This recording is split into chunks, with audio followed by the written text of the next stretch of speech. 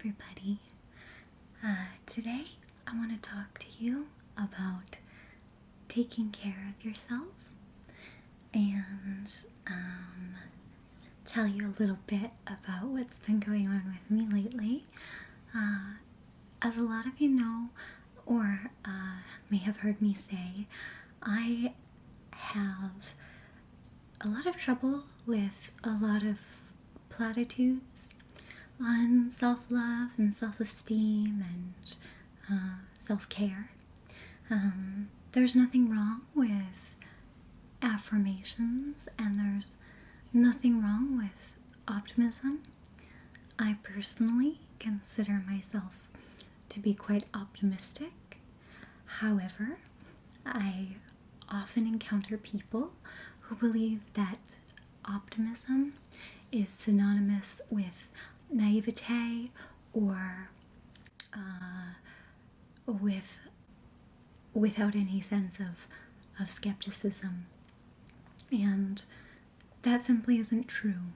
And there is a very clear, straightforward way to take care of ourselves, to remain optimistic, and still ask questions that engage the universe, that still acknowledge that the world is a vastly imperfect place, and that still challenge ourselves to do better.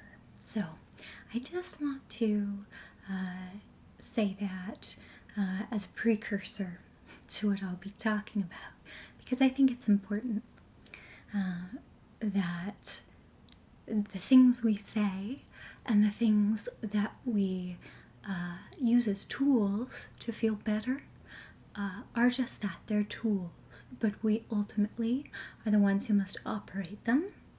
And so I would like to talk a little bit about that. Now, I will largely be focusing on a psychological tool called Maslow's Hierarchy of Needs. And Maslow is pretty famous for his work in the fields of psychology and human social interaction. But Maslow's Hierarchy of Needs is something you may encounter in school, you may encounter it in therapy, you may encounter it in nursing or medicine. It has many applications. And so today I'm really wanting to talk to you a little bit about what's at the bottom of that hierarchy, which is a pyramid. I will show you with a little chart, and it may be a little busy to read, but I can read it to you. So I'll just be sort of talking about mostly this section here, which is the physiological section of the hierarchy. However, if you aren't familiar with this, I will go over what it means generally, and it may be a good starting point for you if you're struggling to get out of a deep depression or just a funk. Sometimes it's just a funk, sometimes it's the doldrum, but sometimes it's truly addiction or lack of self-care or lack of self-worth. And so the great thing I find about this tool that Maslow has given us is that it can be helpful on a very straightforward, common sense level, and it can be helpful in terms of really predicating a kind of treatment or self-treatment for really turning your life around. So I heard someone say today, "Oh, I've turned my life around 360." And that calculation is maybe not where we want to go. I think what they meant was 180, to turn around and do an about face, of course, but I don't think that that's the idea here. The idea here is that we build.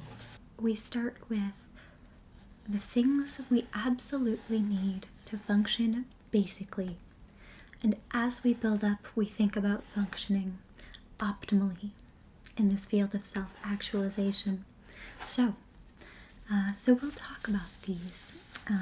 And Maslow, I think, originally released this concept in maybe 1949 or 1950 or some time thereabouts. And I think you'll see it's universal and fairly straightforward common sense, and that is perhaps why it's endured for a long time, that many people still go to this, that it really hasn't been amended that frequently. It has been, like I said, appropriated and specified by people in business, by people in, like I said, in medicine, in psychology, and in a whole host of other arenas. But it remains largely unchanged. And so the fact that it endures, I think, is a pretty good indicator of its relevance. So anyhow, but first I wanted to talk a little bit about why I'm bringing this up now. And a big part of why I'm bringing it up is because I often hear from you that you're struggling with things like grief and things like depression. And I stress over and over again that anyone who has had real depression understands that that does not mean they are sad.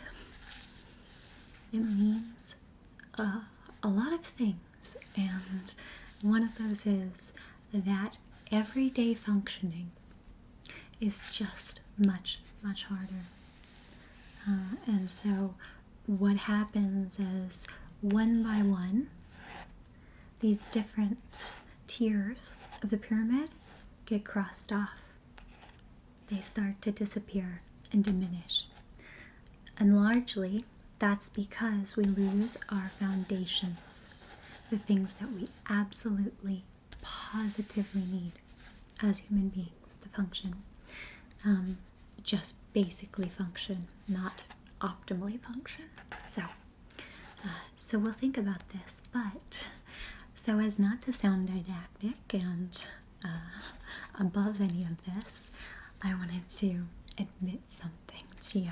So I mentioned that I had not been well physically, and that is because I fell in the shower, which makes me a senior citizen.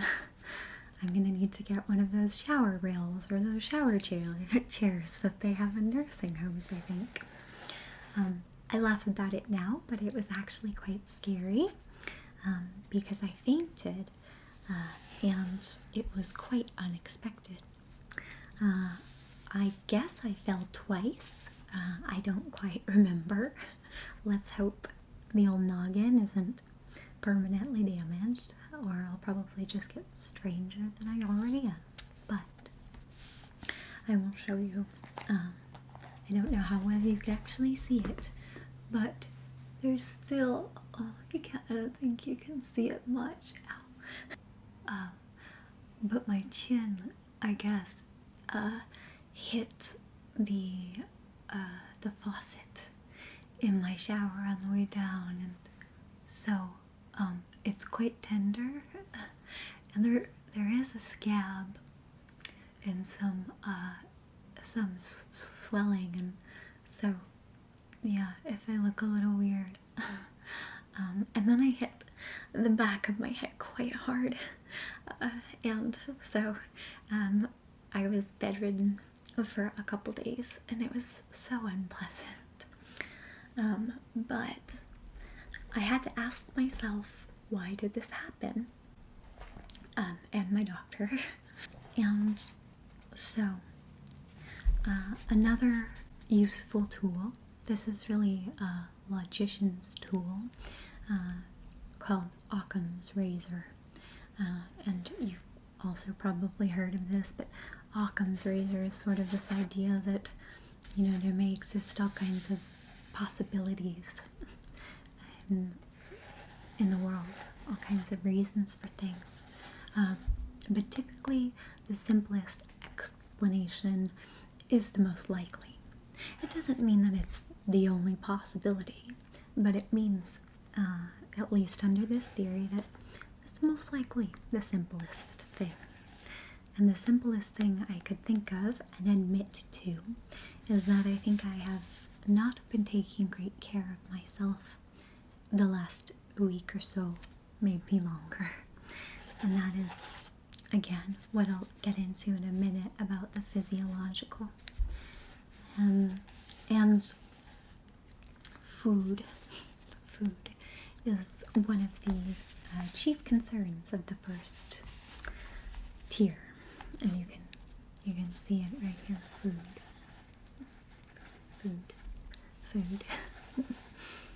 Anyhow, so yeah, I had to ask myself, you know, have I been eating right? Have I been taking care of myself? And I have been, the last week or so, experiencing some of my panic and anxiety that comes and goes. The great thing about panic and anxiety, if there is one, is that, again, if you have these basic needs met, you have something to fall back on, a safety net, when you panic or when anxiety becomes overwhelming and all-consuming, right?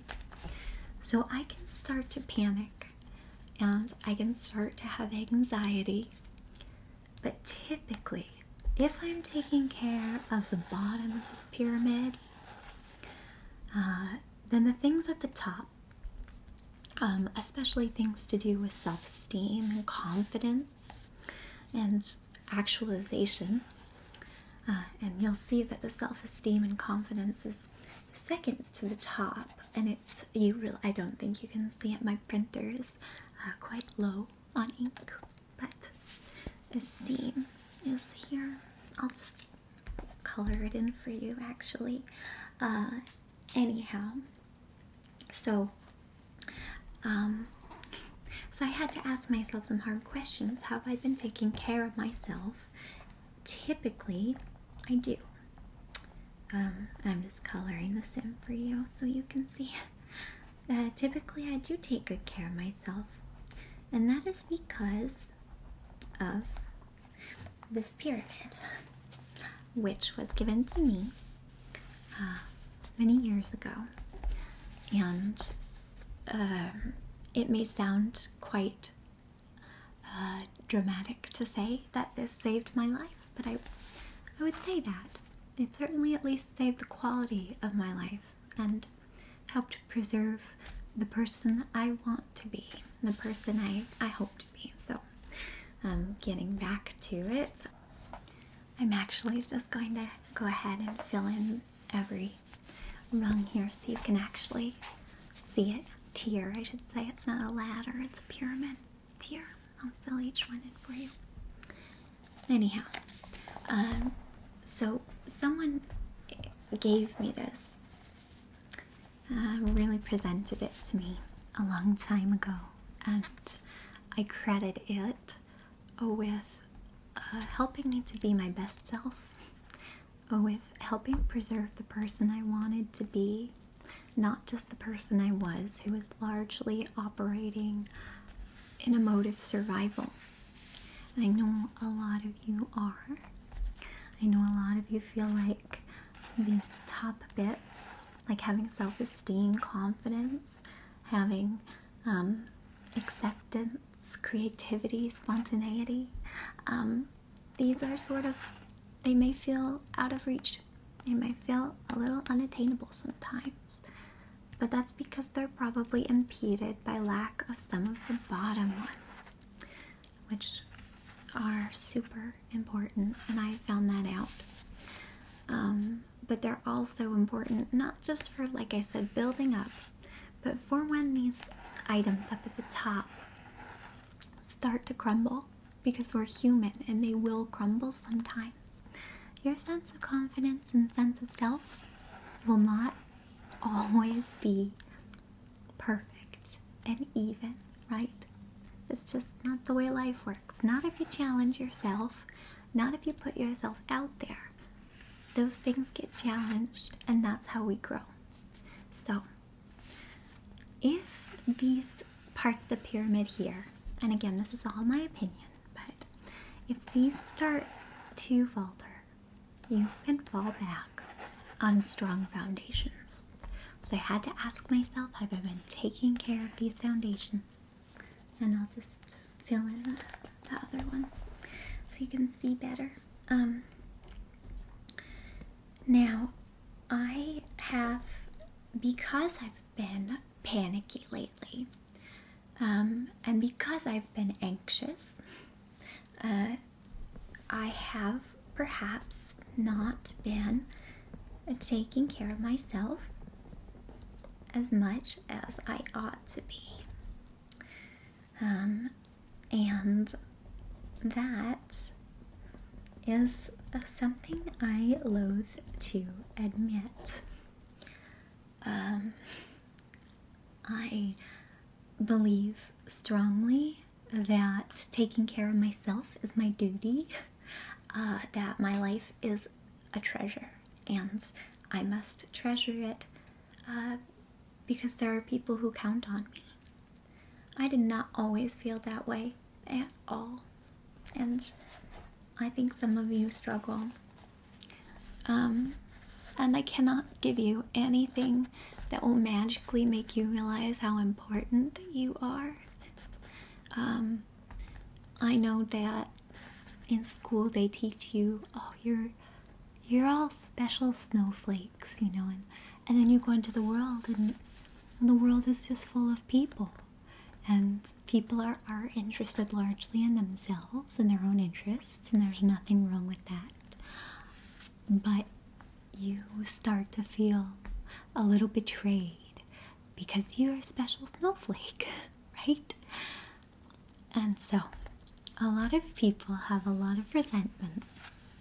You'll hear that used as a very derogatory term on the internet. Special snowflake. And they call it special snowflake syndrome, where you think you're so special, but you're not, you know. Oh, wake up, everybody. And that's true and that's not true. What's true is that this is a world full of people, and simply existing in it does not mean you're participating. Simply participating does not necessarily mean that you're achieving, that you're solving problems, that you're accepting, that you challenge things. That's all in this realm up here of self-actualization. But the truth is, actually we are all special. Is it likely if I have a thought that I think is completely unique that no one else has ever thought of it? No. No. We've been around people, we've been around for quite some time, and the matter that makes us up has been around for much longer. So, but every single day you experience life, you take life in, and you put energy back into the world.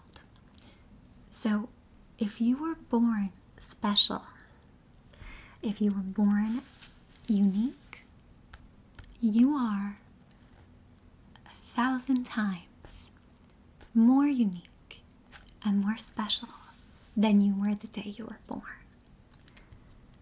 And I think that that's really lovely. You may think, you know, you're the only one who likes to eat your pizza cold in the morning, the day after it's been delivered.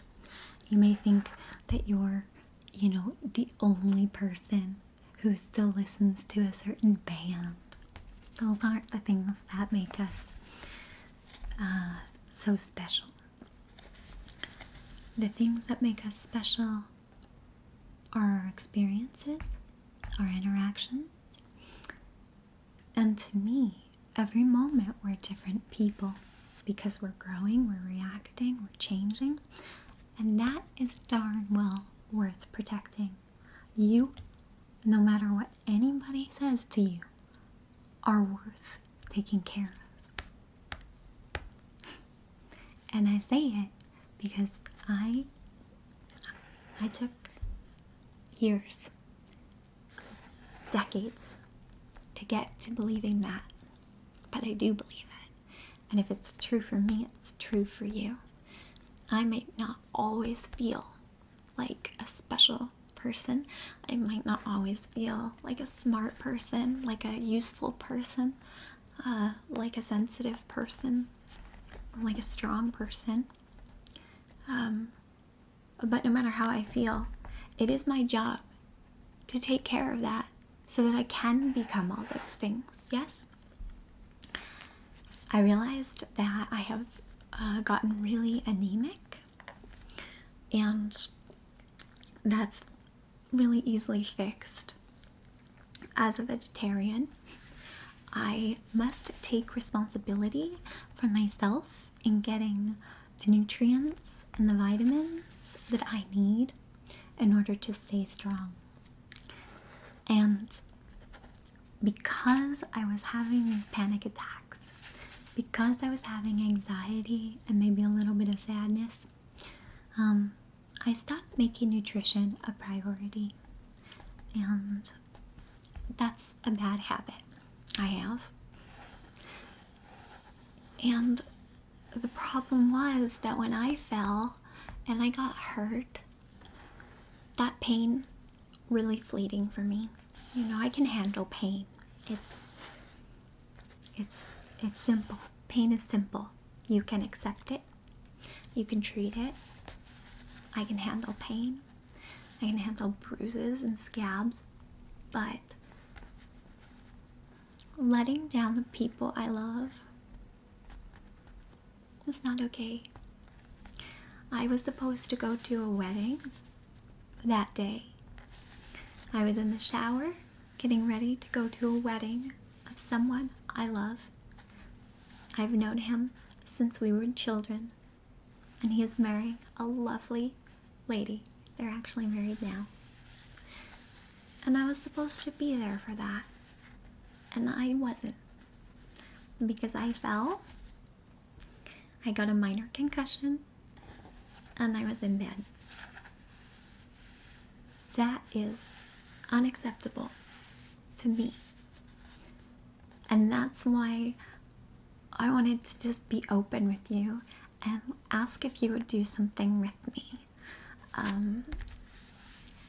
I want to ask you, I'm looking at you, if you'll think about this with me.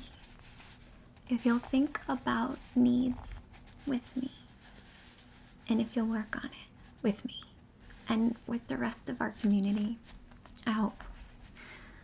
I want to start making videos once in a while where we can all check in with each other about ideas, ways to take care of ourselves and really, really stick to it. I want it to be something that we can all build on. So what I would really love is two things. One, if what I'm going to tell you about this pyramid is something that you'll listen to and then maybe choose to work with me on, to do it with me. And the second thing is I would love for you all to, in the comments here or in a future video about self-care, wellness, and progress, either tell us your story, tell us what you're struggling with, what you're working on, or tell us something that's working for you. It may be something like this. It may be a piece of knowledge or a tool that we can all benefit from. It may be a book, it may be a recipe, it may just sound like common sense. But common sense is not so common in our world. It certainly isn't as common as it ought to be, since we do call it common sense. So let's talk first, before we make promises, about what this means. Okay, so the first tier is what I really want to focus on with you now, and this is where I've failed myself. The first tier is physiological.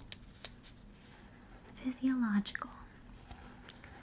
And let's just think about what that means. Now here they list breathing, food, water, sex, sleep, homeostasis, and excretion, which I'd rather not talk about. But basically what these things are, the ones that I really want us to focus on: food, water, and sleep.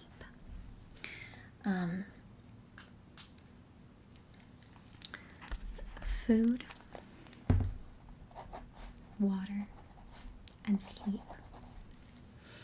Because I believe that food, water, and sleep are so important. I believe that they are the most beneficial things you can do for yourselves, is to take care of these and to hydrate, to nourish, and to rest. But they're also the easiest things to screw up. And even if you're a very healthy, positive person, I bet you could either do better in one of these or better in all of them. So, my pledge that I want, hopefully from you, and you don't have to say, you can just pledge in your mind or your heart if you want, but I would love it if we could work together on this. Food, water, sleep. Drink more water. Sounds like the dumbest advice, A school nurse will tell you. Not that there's anything wrong with school nurses, but what I mean is, it's that elementary. Water is the gift of life, and we need to focus on it. If you don't love drinking water, find a way to start loving drinking water. I live in a place where great water is everywhere. You can turn on a faucet and delicious water will come out of it. But that makes me in the minority of people around the world. But my bet is that if you have YouTube, if you have the internet, you have access to water, and hopefully to clean water. And I want you to find a way to love it. And that can be through a number of things. I love iced water. I love drinking ice water. And I even have like fun little ice cube trays with different shapes, like the Titanic. You can make little ice Titanics, and then they sort of, I guess that's morbid, but I love drinking water. And then for many years, I think when I was in college, oh my goodness, I hardly ever drank water. I drank soda, I drank coffee all the time, but water. Find a way to love water, and drink it. Drink it more. And one thing I do that's silly is that when I drink water, I imagine it's hydrating me. I imagine that it's sort of magic, so that when I'm drinking it in, I feel like I'm doing something powerful for myself. There's a reason that religion has so many rituals.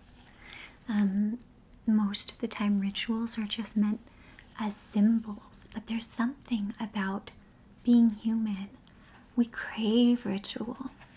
We crave these feelings of cleansing, of atonement. So let water be your ritual. When you drink water, and I hope you'll just drink more. That study about 8 glasses of water a day is, of course, as we know, sort of the science on that one was a real mess. But what we know for sure is that drinking water makes us more energetic. It helps our body eliminate toxins and what's unnecessary. And it makes us prettier, to be honest, right? Start drinking more water and you will be amazed. You'll be hotter. Water makes you hotter. I swear. Because if you don't drink, I won't say you. That's presumptuous. But for me, if I don't drink enough water, I start to get like dark circles under my eyes. My skin looks dull. And sometimes I'll start to store up water. You can sort of start to retain water if you're not getting enough of it. So, water, okay? Water makes you hotter. Let's go with that. And so when you drink it, if you have a problem not drinking enough water, find a way.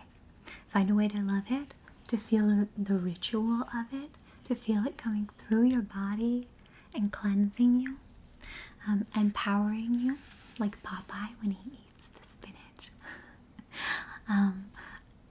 But also find a way to actually love it, which means if you need to get a nice water filter, if you need to get, like I said, fun ice cube trays, if you need to get a specific cup just to have by your sink, get what you need to make yourself love water and make water available to yourself throughout the day. Make sure you have water if you're at work. Just start carrying water with you. Drink it and voila. So, I cannot oversell water. And so, let's pledge to do that, to hydrate ourselves, to cleanse ourselves. Food is something I've always struggled with. You may notice sometimes in comments I get, particularly, I will react sometimes quite emotionally to issues about food, weight, bodies. Growing up, this was a huge issue for me, and it's one of the reasons I had to learn all of this stuff. And so I don't appreciate it when there are mentalities about what a real person or a real woman or what a real body type is. I don't like it, and I really won't have it. There's no such thing as a real body and a fake body, and I feel strongly that anything that promotes negativity toward any particular body type is something I choose not to participate in. At the same time, I believe that food and nourishment, that is our life. That is life. Food, what we eat, what we take in. And so there is a very delicate balance. Again, this is such common sense. Drink water. Eat the right food. eat enough to fill yourself and to nourish yourself, and not too often the foods that make you feel sick or make you feel sluggish or tired. That does not mean that there are good foods and bad foods, and it doesn't mean that you cannot once in a while eat just for the pleasure of it. But I'm guessing that your relationship with your own body, with other people's bodies, with food and nutrition at some point in your life has suffered. And that is because we are the most counterintuitive people, and that's why common sense is important. So I reject when people decide to make judgments about my weight and my body, because I eat and I eat well, and I feel that I work at it. I work at it almost always. And this time I really let myself down because I just started, I started to lose my traction here in not taking my vitamins and eating food that was probably just junk, useless nutrition for a while. And so I am trying to reclaim that every day I'm going to get the right amount of iron, I'm going to get the right amount of B12, I'm going to get the things that I need. And your struggles with food may be very big or very small or non-existent. You might actually be great about food. But please try to find a way where you know that you're at least eating to nourish yourself. Eat for fun. Oh my goodness. Eat for fun and joy, because I do. I love, I sometimes will talk about it like, I love junk as much as the next person, and it's not junk, it's amazing, like Cheetos and Reese's peanut butter cups. Oh my gosh, ice cream, I love. But like I said with water, when you eat, pay attention to how that feels and how your body responds to it, and feel that it feels really, really good to nourish yourself. And we can all lose sight of this too. And finally, sleep, which you may be struggling with right now. We can talk about sleep all the time. I think I've made videos about it in the past, and I'll make more in the future. But I believe ASMR is a good strategy for sleep. I also believe, just like the food and water thing though, make your bed somewhere you want to be. Make your bed wonderful. There are places where I constantly say, save money. I try to be really responsible with money. And this bed behind me, this is just my spare room, as I've said before, because a lot of people are always like, oh, your bed is whatever. My actual bed is like my palace, and so it's, when I'm in bed, I like to have my cats and really soft pillow and a nice blanket. So your bed is a place that should be your palace, that you should feel when you lie in your bed. You should feel great.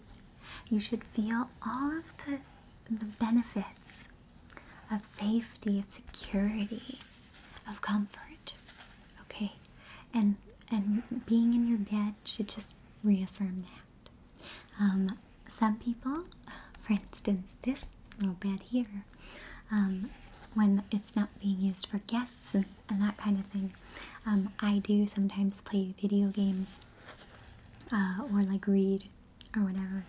There's a lot of things that are just comfortable to do in bed, but studies find that if you constantly use your bed in your bedroom as a place to work, as a place to study, as a place to eat, as a place to watch TV, you may have a much harder time sleeping in it.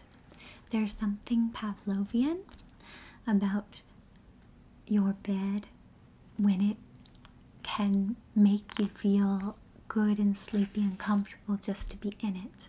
And we ruin that by living too much of our lives in our beds and in our bedroom.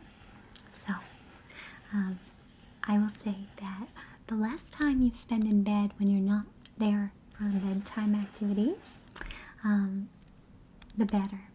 Save your bed for when you really need it, and then make it into your palace. Go ahead and find a pillow and a mattress and things that you really, really love, not just because somebody told you it's a good brand, you know. Find something that feels great, and I tell you, that will help. So with all of these things, food, water, sleep, I hope that we can pledge to one another that we're going to do our best to just make these things available to us and make them things we want to do and things that we love doing. You know, for me, I had to go out and fill my cupboards and my fridge with all kinds of foods like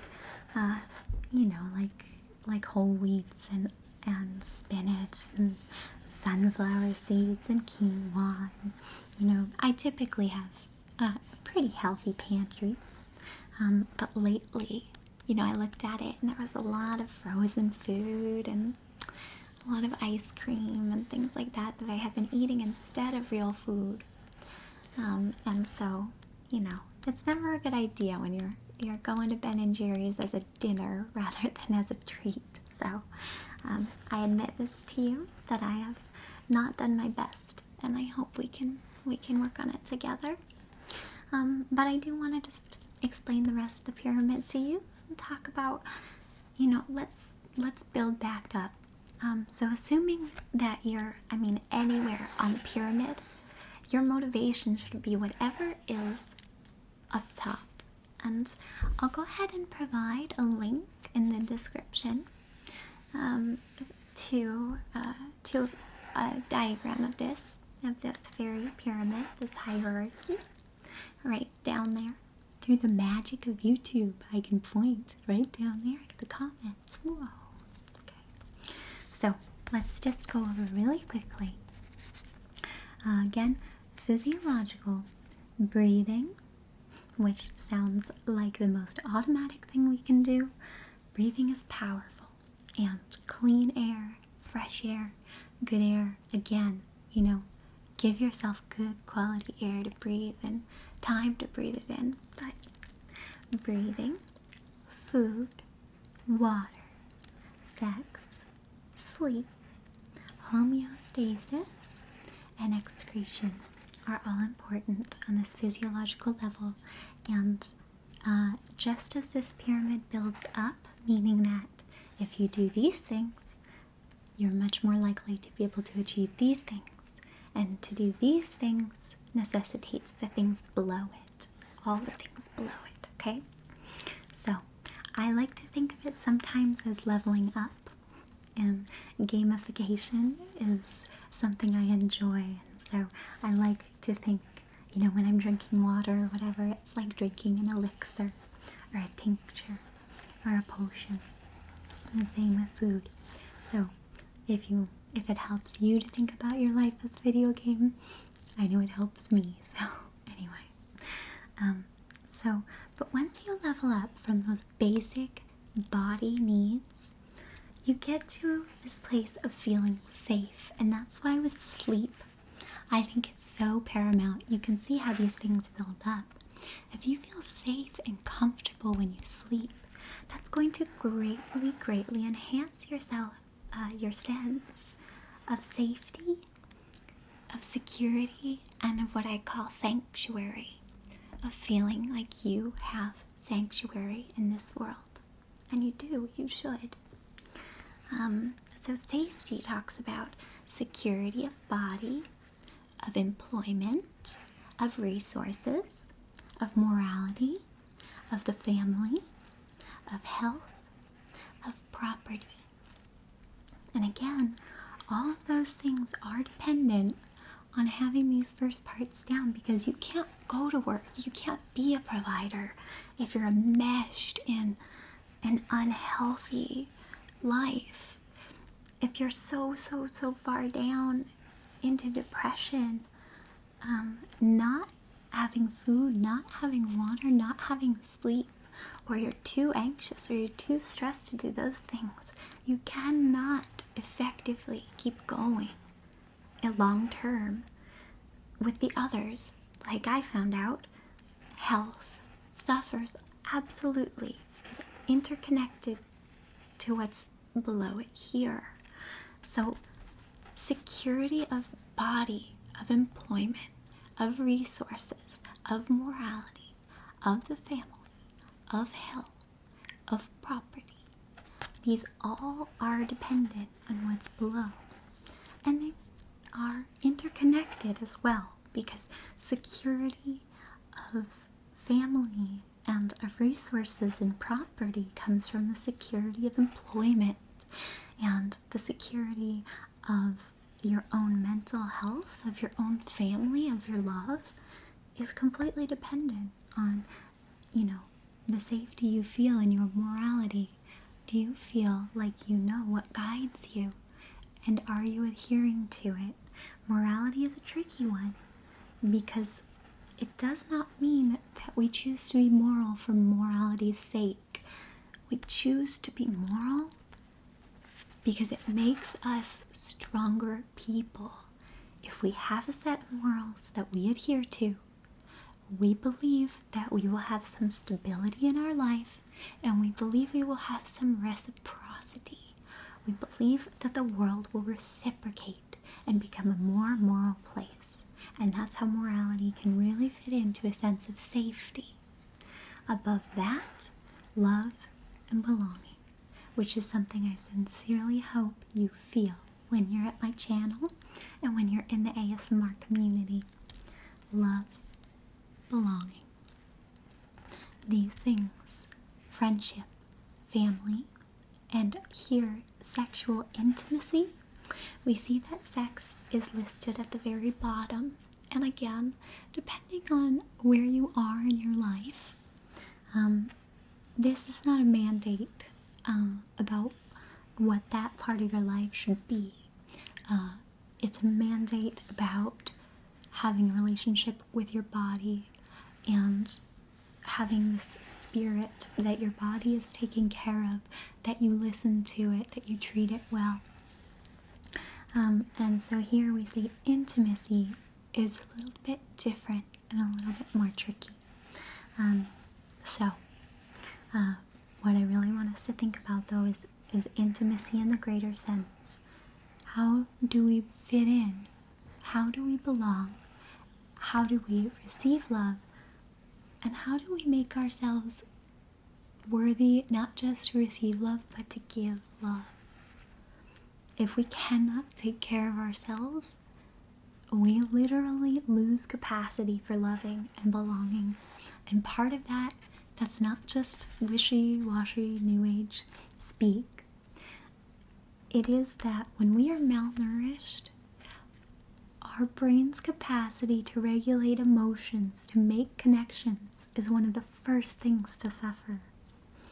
So if you want stability and love and belonging, and of course you do, even if you might not always admit it, even if belonging in your world just means belonging to one or two really, really special people, you have to build up to it.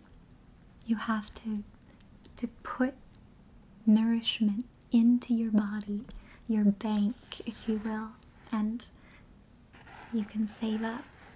You level up, right? If this is your skill tree, your ability to find true love. A lot of people write to me saying they feel like they are wanting to give up on the idea of love in this world, of true love, of true friendship. And I have been there. I think we've all been there. But maybe part of the reason that you're having trouble believing in love is not that you're not putting yourself out there. It's not that you're not meeting people or trying, as much as maybe maybe there are other places. Maybe that's an indication that, you know what, maybe I need to work a little bit more on some of the more basic needs I have before I start building up to really feeling okay to put myself out there for love.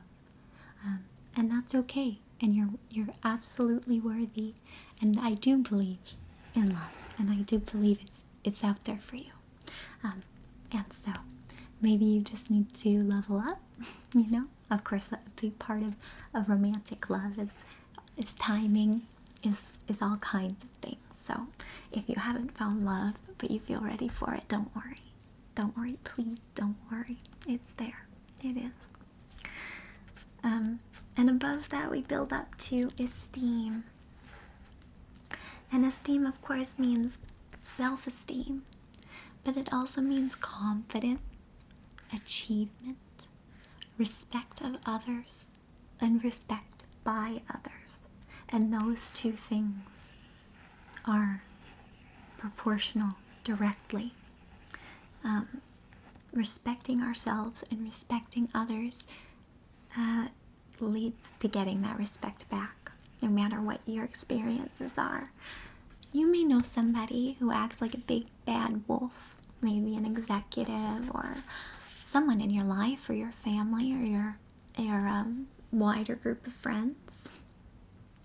But if they act like a big bad wolf, if they manipulate people all the time, and you perceive that they have a lot of respect,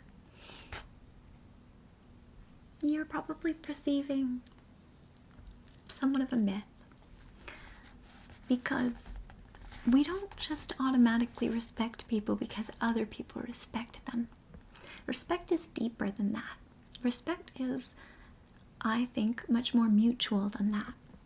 And so if there's somebody who people are afraid of, you know,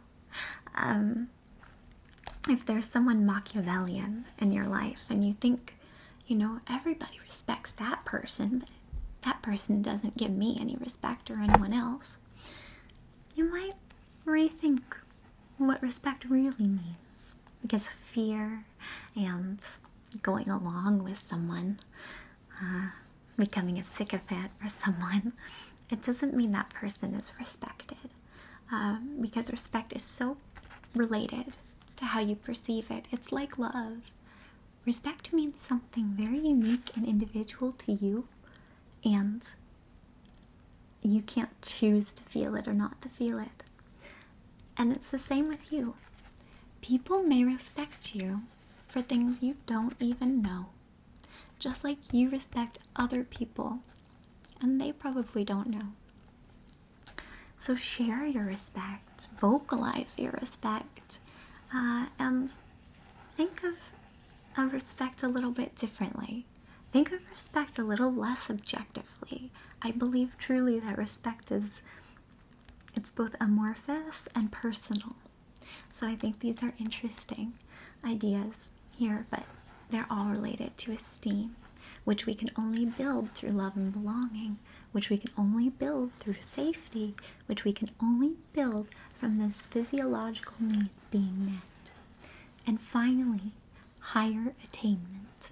At the very top of the pyramid, where you might expect to find fats and sugars, so we were talking about food.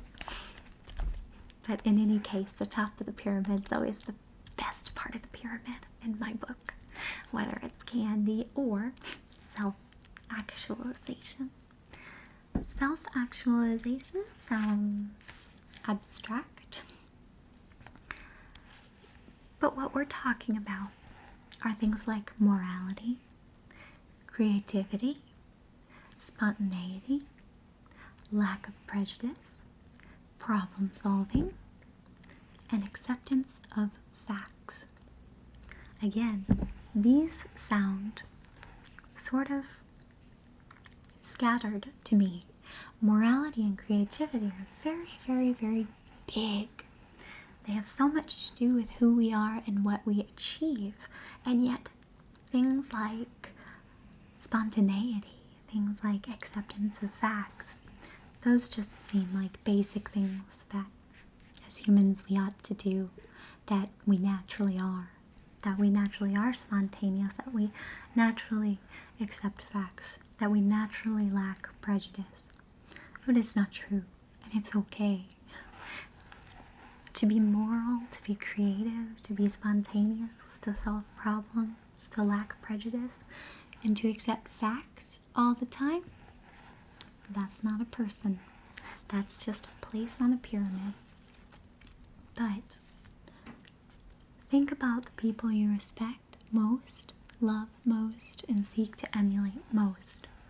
And I'm guessing that something about their morality, something about their creativity, something about their spontaneity, which can have to do with courage and again creativity and passion, something about how they solve problems. They get things done somehow without making more problems. The lack of prejudice. And this does not just mean in the obvious ways. This means that we can get to a point as people where we don't have to prove how smart or how cool or how relevant we are by trashing everything else. You don't really prove that you're a smarter person by calling someone else stupid. You don't really prove that your life is better by condemning someone else's life. Do we all do those things? Absolutely. We do. Sometimes I'll watch really dumb clips on the internet. People doing silly things. One of my favorite clips on the internet has a guy dressed up like that dumb character from those Saw movies. Jigsaw or whatever puppet. And he's trying to be like all funny with his friends, and then he falls over. And I laugh at it. And I watch it again and again. And it's been around for years. And I've seen this video of this college kid on a tricycle falling on his face. I've seen it hundreds of times. I'll put a link to it here. Okay. I look at that and it makes me laugh. That's okay. We know in the end no one was hurt in this accident. But we also know that as humans, sometimes we gossip. Sometimes we make fun of things. Sometimes we judge things harshly. And it's okay. Sometimes those judgments are absolutely accurate, you know? Some things are terrible. Some things are absolutely terrible, like Pauly Shore movies, right? But getting to a place where accepting facts and lacking prejudice, like really truly, that those are attributes of you and they're things that are natural to you, that's pretty great. Because you can inspire people a lot more by telling them about things you love, by telling them about things in them that you love, by patronizing the arts, by supporting artists, by supporting leaders, by supporting politicians or whatever it is, activists. When you support something that is important to you, you affect much more change in this world than by going around telling other people what they're so wrong about. And if you go to a restaurant and then go to a movie and then drive home with somebody who complains about how the food was so bad, how the film was so bad, how everybody's driving is so terrible, you know, and that's all they ever do. Do you feel like that person is accepting and growing? I don't know. It's totally fine to be critical. I can be super critical. Sometimes I'll read something like poetry. I'll read something and I'll say, oh, this is just tripe. This is terrible, you know. And I know what it's like to be in traffic, to come home and just say, oh my gosh, the world is full of insanity. Driving is scary. And that's human. And it's great, it's fine. We need to get things out. And like I said, there are things in this world that genuinely suck. And so, you know, that's just the way it is. But think about how much better it feels to admit that you loved something. How much better it feels to accept facts and change your mind and know that you're still malleable, that you're still growing and forming, you know? What a great feeling as I get older, being proven wrong, changing my mind. It feels good. It feels the way I think people feel maybe when they exercise and they can suddenly lift more weight than they used to, or they can run longer and farther than they used to. I can stretch my mind further than I used to be able to, and that feels awesome. Awesome. The opposite of a Pauly Shore movie. It feels awesome. So, what I'm asking is that, and I'm asking, not telling, because I'm admitting to you that even myself, someone who I can tell you from experience tries very, very hard, can sometimes start to have this crumble. And that literally ended in my fall. And it made me want to be really honest with you guys that I sit here and sometimes I give advice. And sometimes I share a little bit about all the good things in my life. And sometimes I tell you that my life is not a charmed, perfect life. In fact, some people, I think, misinterpret my happiness and contentment with my life and my love for the people around me. They misinterpret that I must have been really spoiled. I must have been handed a whole lot. And that's true. And it's probably true of you too. If you grew up with food, with water, with shelter, with a bed, and with a little bit of love in your life, then you were charmed. Your life is charmed. The things that happen in life to us can be so difficult. And just because you have food and just because you have shelter, that won't protect you from grief. It won't protect you from loss. And it won't ensure that you're always this morally, creatively, acceptingly, wonderful, perfect person. But as someone who early in life neglected a lot of items in this hierarchy, especially right at the bottom, I want to tell you, change is so much more possible than you know. Depression is not just a hole. Depression is a quagmire. Even when you start to pull out of it, it sticks to you like swamp, like slime. It stays on your body. Even if you're strong enough to pull yourself out of depression, out of self-doubt, you've still got to face the fact that it clings to you somehow. Grief clings to you, sadness, doubt, they cling to you, panic can cling to you. And that is just a challenge for you to prove that you're strong. You can cleanse some of that very easily.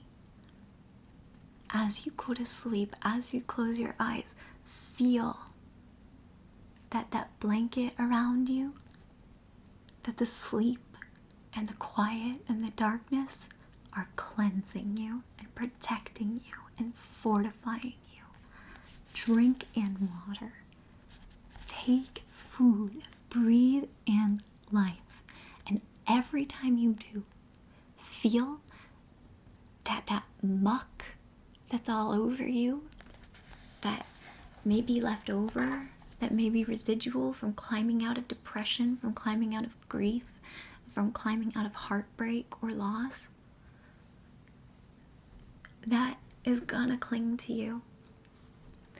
And eventually, if you're strong, and if you keep trying, and if you promise me you'll take care of yourself, you'll find something absolutely wonderful happens. Instead of it clinging to your skin, that sadness, that pain, it starts to absorb. It starts to absorb into you. And in a way, maybe that's sad, because we do take in grief, we take in loss, we take in disappointment, and it stays. To some degree, it stays. But when it starts to absorb, when we've washed off all the worst bits of it that we can, and inevitably we're still stuck with some of it, the memory of it, or the absence that's left by it, we'll absorb that. And that makes us better, and it makes us more different, and it makes us more special, and it makes us human, and it makes us brave. And so, I hope that we can both keep trudging, keep pulling. And what I want to promise you is that you're all kind enough to watch these videos, to support me all the time. And I want to be here for you, and I want to be healthy and strong and not let you down. So I'm taking better care of myself.